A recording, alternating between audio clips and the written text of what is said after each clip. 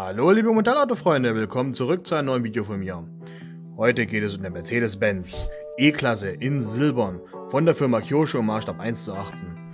Das ist die Verpackung, ja, ist eine Mercedes Dealer Edition, eine alte, wie ihr sehen könnt.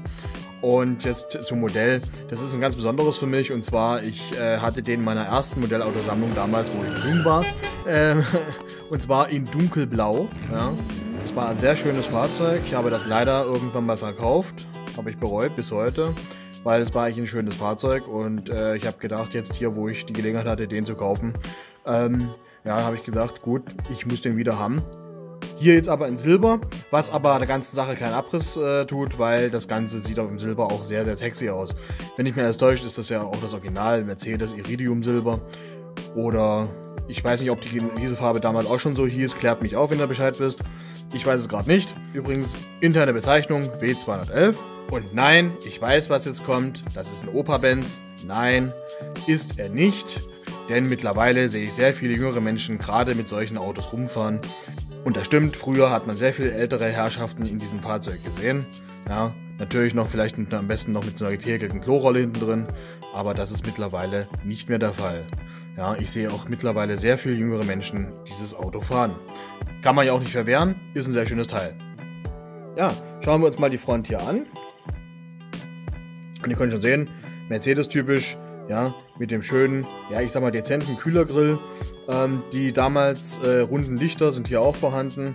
Ja, die sehen meiner Meinung nach bis heute sehr, sehr sexy und zeitlos aus. Also zumindest bei diesen E-Klassen. Es gab welche, die fand ich nicht so toll, wie beispielsweise bei dem ersten CLK.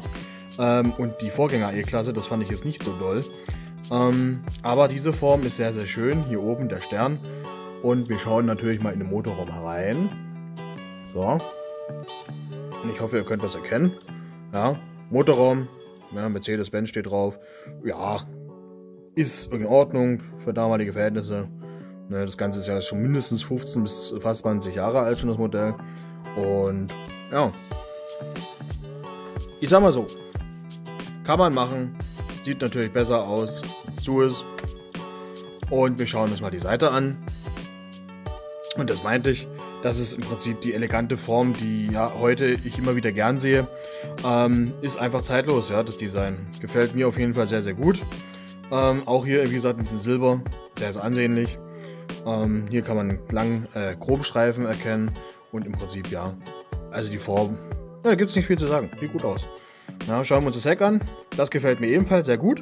Gerade diese Lichter hier hinten, ja, die haben ja, so eine Eleganz strahlt die auf jeden Fall aus. Ja, zusammen hier mit dieser Form hier, mit der C-Säule. Sieht alles sehr, sehr gut aus, meiner Meinung nach. Und hier ist auch natürlich eine Chromleiste angebracht und der Mercedes-Stern. Und ich würde sagen, ich öffne jetzt mal den Kofferraum, wenn ich es denn hinkriege. So. Und hier muss ich sagen, ja, das hatte ich so nicht in Erinnerung gehabt. Ich dachte, der wäre ausgekleidet mit Teppichimitat. Ist er leider nicht.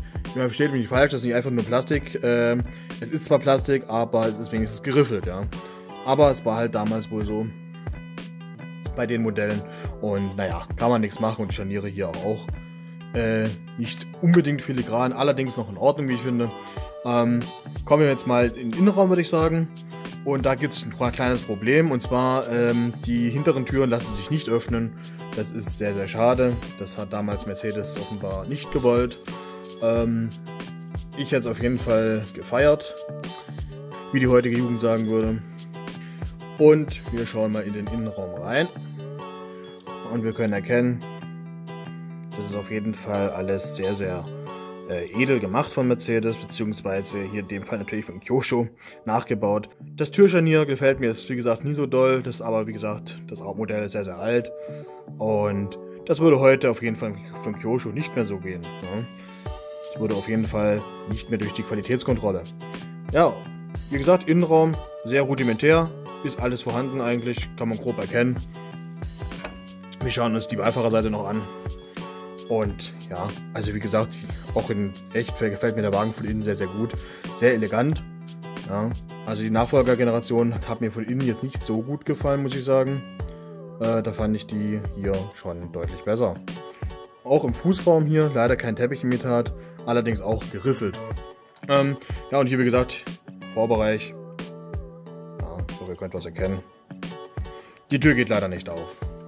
Achso, und die Felgen habe ich natürlich vergessen. Die sehen auch sehr, sehr passend aus. Sehr edel, stilvoll, schlicht. Understatement, ja. Einst eine Tugend dieses Landes. Mittlerweile ist es wohl eher auffallend und umfallend. Aber, ja, was sagt ihr zu dem Wagen? Gefällt er euch? Ich würde es gerne wissen. Schreibt es in die Kommentare. Wir sehen uns nächstes Mal wieder. Gebt mir einen Daumen nach oben, abonniert meinen Kanal und drückt natürlich die Glocke, damit der Kanal weiter wächst, und kommt natürlich auch in meine Telegram-Gruppe, denn dort kriegt ihr auch immer Updates. Also, bis zum nächsten Mal. Ciao!